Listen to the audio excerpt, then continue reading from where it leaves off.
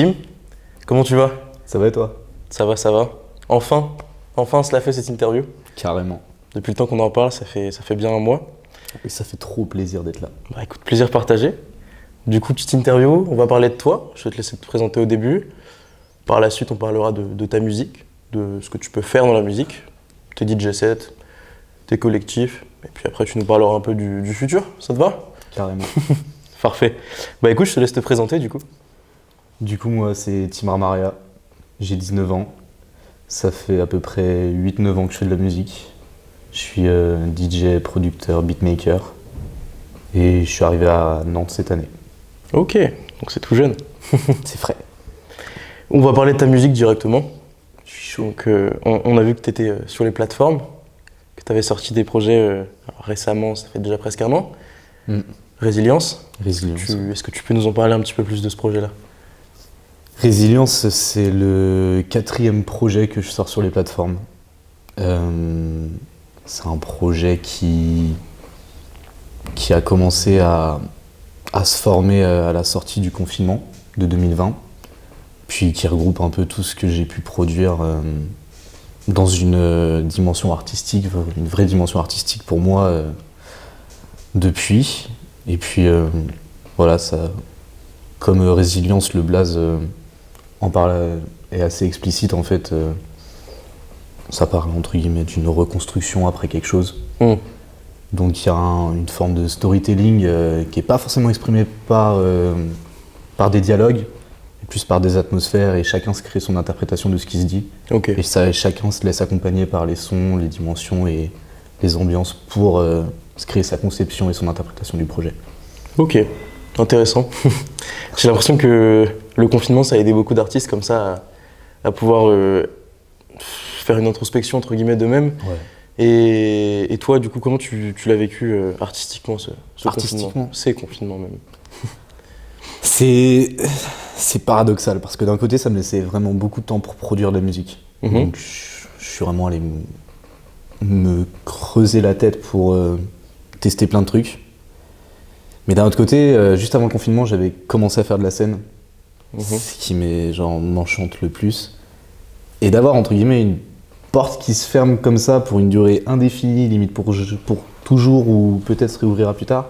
Et d'un autre côté, se dire qu'on se laisse du temps pour produire, c'est intéressant, mais il y a une petite peine derrière quand même. Ouais, c'est un entre-deux. Exactement. Tu m'avais parlé aussi du coup d'un projet où tu avais samplé, ça avait attiré mon attention, des scènes de Ghibli. Carrément. Est-ce que tu peux nous en parler un peu plus de ça? Ça, c'est dans mon 2e projet que j'ai sorti, qui s'appelle Ideas for Jazzafip, qui a dû sortir mais une semaine avant le confinement, vraiment. Et en fait, c'est un projet de 12 morceaux où chaque track est samplé d'un morceau aux sonorités jazz en fait. Ok. D'où le nom Ideas for Jazzafip. C'est pas du tout dans le but de passer sur Jazzafip, qui est une émission de la radio FIP, mais c'était plus pour annoncer la couleur dès le nom. Et dedans, en fait, pareil, il y a une forme de storytelling où j'ai samplé en fait des dialogues qu'il y a dans Le Château dans le ciel, qui est genre mon Ghibli préféré, tu vois. Et je trouvais que par rapport à ce que je traversais à ce moment-là et ce que je voyais dans le monde, en tout cas, et dans ma perception, je trouvais que ça apportait quelque chose à notre lecture et tout. Donc c'est pour ça, pareil, je l'ai intégré dans ce projet pour accompagner toutes ces tracks. Tu sais aussi un peu une partie de toi que t'as laissé dans ce projet du coup. Ouais, carrément. Bah tous, mais c'est vrai que dans celle-là, il y a cette partie-là qui reste, quoi. Et du coup, mis à part donc, les films de Miyazaki, c'est quoi tes inspirations à toi? Ça, c'est vaste. Mais je suis quelqu'un qui est assez sensible à l'art. Je me considère assez ouvert d'esprit pour m'intéresser à toute forme de créativité, qu'elle soit abstraite ou quoi. Comme d'un autre côté, je peux être inspiré par des choses tellement banales de la vie, tu vois. Mais après, musicalement, ouais, je reste proche du domaine du rap, etc. D'accord. Même si genre... Des artistes à citer peut-être dans le rap? Bah, y a Laylo. Je kiffais bien la vibe de L'Homme Pâle, à l'époque de Flip notamment, et Janine.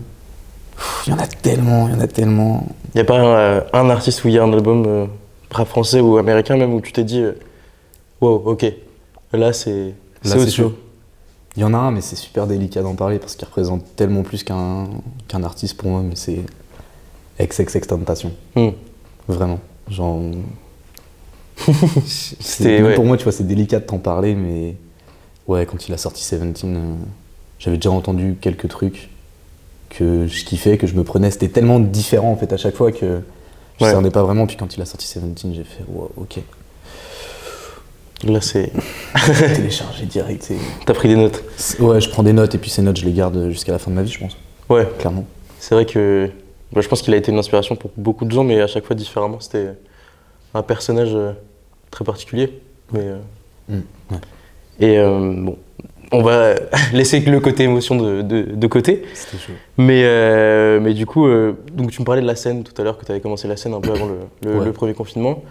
Maintenant qu'on est sorti de tout ça, entre grosses guillemets, parce que le Covid est encore là, mais au moins sorti du confinement, ça on est où? On veut savoir. Je commence à me produire dans de plus en plus de lieux, d'événements différents. Je sais que par exemple, tu peux me retrouver dans un festival à turn up sur scène comme jamais et me retrouver le lendemain dans un vernissage à juste être un fond d'ambiance, tu vois. Ok. Je sais que voilà, ouais, je ne me destine pas à tel contexte d'événement. J'ai faim en fait d'aller explorer un peu tout ce qu'il est possible de faire aussi à ce niveau-là. Ok. Donc voilà, même si je me destine quand même et j'ai envie de m'orienter principalement vers un côté plus festif, etc. Je prends quand même plaisir à jouer dans des petits DJ sets, dans des bars assez posés et tout. Bah ouais, j'ai eu l'occasion de te voir pour la première fois au 303, c'est ça? Ça fait trop plaisir, c'était ça. Avec Darwin, un de tes amis de l'école design Big SO à Darwin. Big SO à Darwin. C'est vrai qu'il est chaud, il faut le dire. Mais du coup, ouais, qui exposait là-bas pendant que toi tu mixais pendant la soirée. Et c'est vrai que c'était très cool. Et peut-être prochainement des DJ sets, Ouais, il y a des choses qui arrivent. Bah, je suis sélectionné pour aller jouer au Delta Festival à Marseille. Ok, ouais, j'avais vu passer ça. On a même voté. C'est un truc quand même assez... merci. Un truc qui est quand même... je réalise toujours pas.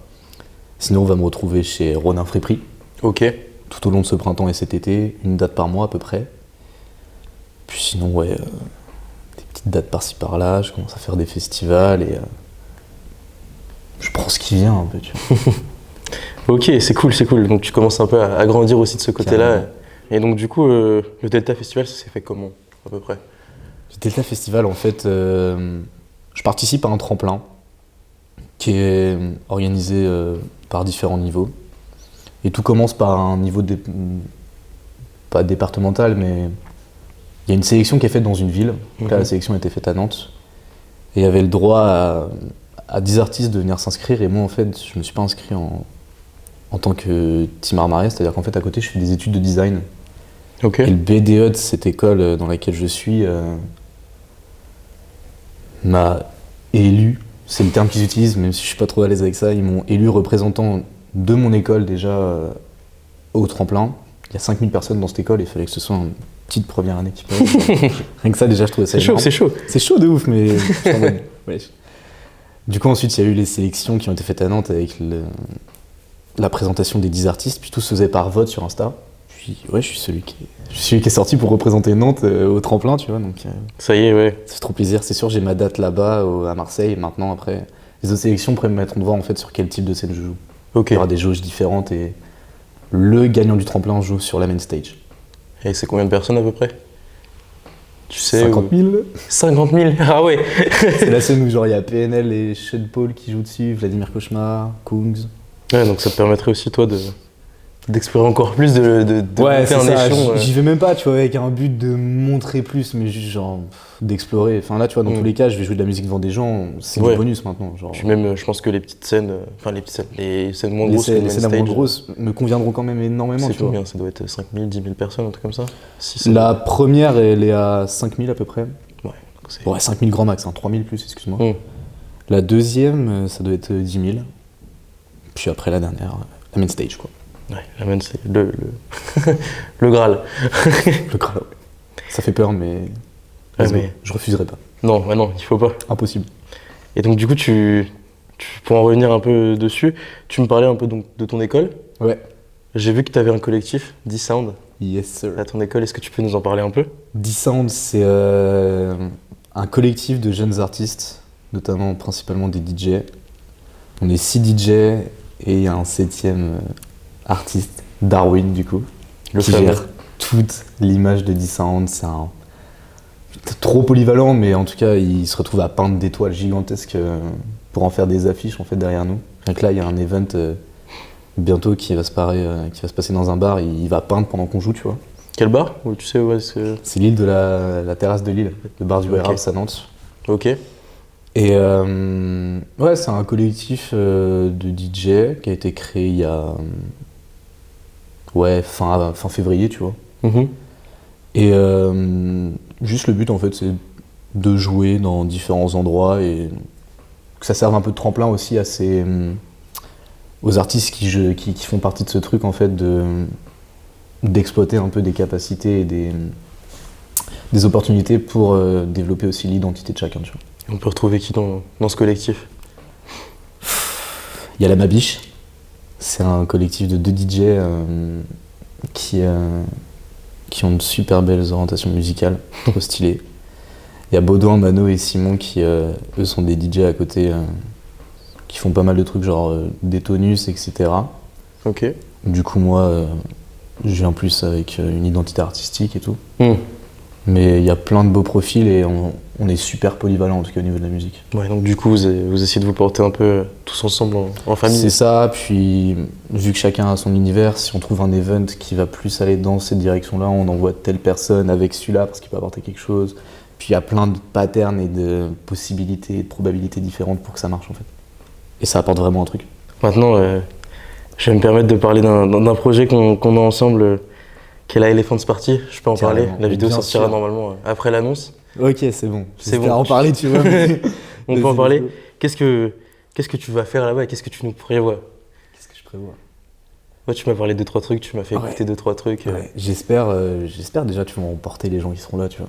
Je suis pas là pour faire mon truc et que les gens te regardent de loin, genre j'ai vraiment envie d'emmener les gens avec moi. Mhm.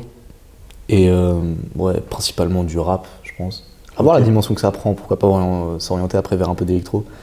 Principalement du banger rap, que tout le monde kiffe à peu près. C'est quoi ce que tu passes comme banger rap dans tes sets? Fais-nous un peu rêver. Mégatron de Laylo déjà, parce qu'il faut bouger la tête. Après il y a du A$AP Rocky, du Travis, du A$AP Ferg. Je kiffe bien passer du Playboy Cartier en ce moment. Mhm. Je trouve ça marche de ouf. Je mets quelques classiques de drill, mais je trouve en fait c'est un peu la facilité de tomber dans de la drill pour faire un banger rap et le jouer sur scène. Ouais. Mais ouais, sinon c'est assez vaste. Hein. Des hymnes un peu du rap que tout le monde connaît aussi, mais qui sont assez qualitatifs, tu vois. Ok. Mais, Ok. Ouais, j'essaie pareil, tu vois, de me balader et tout. Ok, bah, ça va être cool. On a hâte d'entendre ça, nous. J'ai trop hâte d'y être. Trop hâte. Et donc, du coup, mis à part ce projet-là, donc tu nous as parlé un peu des projets que tu avais de scène. Est-ce que tu as d'autres projets, peut-être des collaborations avec des artistes ou Ouais. autres? Je commence du coup à collaborer un peu avec la scène nantaise. Notamment, je pense qu'on va commencer à faire des choses avec Selby, Ok. tu vois. Puis sinon, ça va au-delà de Nantes depuis quelques temps maintenant, depuis un peu plus d'1 an. Je collab avec des gens de la scène parisienne, Ok. notamment Ness. Ness qui commence à se faire un beau nom, tu vois. Mhm. Je vois, ouais. Je sais que lui, normalement, je l'accompagnerai sur scène sur certains events s'il y en a. Puis sinon, voilà, il est sur Résilience par exemple. Ok. Il est en guest sur Résilience. Et ouais, sinon, je continue à produire un peu pour eux, tu vois.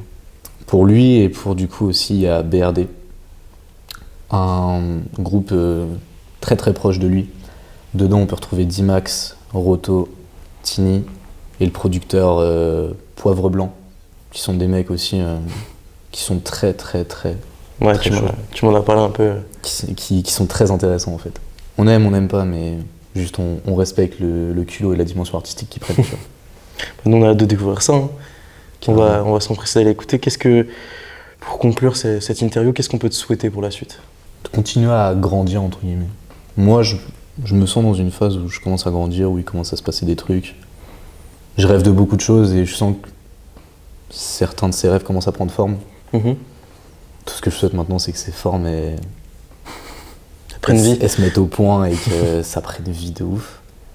Puis d'aller dans plein d'endroits différents, de jouer dans plein d'endroits différents, mais surtout de voir des gens heureux. Tu fais kiffer les gens. C'est pourquoi je fais de la musique, c'est pour ça que je suis autant attaché à la scène, c'est pour sentir de la joie. L'émotion que les gens te L'émotion, transmettent. Ouais, puis qu'il y a un réel échange. Que je vienne donner du bonheur aux gens et qu'en échange, il y a une réaction qui se fasse qui me fera plaisir, tu vois. Ok. Et ouais, effectivement, juste pour revenir vite fait dessus, tu disais grandir, du coup, ça t'aide peut-être aussi à prendre en maturité et peut-être que ça se ressentira aussi Grave. dans ta musique, dans ton art. Ouais, dans tous les cas, je pense que je serai toujours quelqu'un qui va évoluer. Mhm. Prendre en maturité, ça c'est non négligeable, bien sûr que oui. Puis ouais, en tout cas, je me vois pas rester à un niveau et faire toujours la même chose pour attendre que ça monte en fait. Ouais. J'ai pas envie de m'orienter vers ça. T'es toujours dans cette recherche d'évoluer, d'acquérir Ouais, de nouvelles carrément. compétences. Je pense que j'évoluerai dans tous les cas, peu importe ce qui se passera, tu vois. Mm. Mais ouais, dans cette recherche d'aller me balader, tu vois. Ok. Même c'est ce que tu me disais par rapport à tes études ou quoi, tu t'aimes pas rester sans rien faire, quoi. Non. T'essayes de toujours apprendre, toujours acquérir de nouvelles compétences pour pouvoir encore plus évoluer après. Ouais, puis toujours m'occuper aussi. Je suis quelqu'un qui aime bien faire des choses, tu vois, qui s'intéresse à beaucoup de choses. Je prends du temps pour moi quand même à côté, tu vois. Il faut, je tombe il pas faut. je tombe pas dans cette démarche de vouloir tout le temps faire un truc pour pas penser à ces problèmes qu'on pourrait avoir et pour fuir un peu le mal qu'on pourrait avoir en soi. Je prends le temps, tu vois, de réaliser tout ça, d'où du coup le non-résilience, tu vois. Bien sûr. Je décris la résilience dans tout ça. Mais ouais, en tout cas, je sais que par exemple, tu vois, j'arrive pas à thème à une série sur Netflix, par exemple. Je suis pareil. Je suis pareil. Je pense comprendre, mais j'ai pas le temps. J'ai pas le temps et même, ouais, je sais pas. Force à nous, gros. Mais c'est comme ça. Hein. C'est comme ça, on fait autre chose. Exactement. Bah écoute, en tout cas, c'était un plaisir de t'avoir. Un plaisir partagé. On va mettre tes réseaux juste ici, je sais pas où est-ce que ça s'affichera, mais Let's go. sur l'écran. Nous, on continuera de suivre ça de très près. God bless. Merci beaucoup, les gars. Ouais, merci. fait trop Merci à plaisir. toi.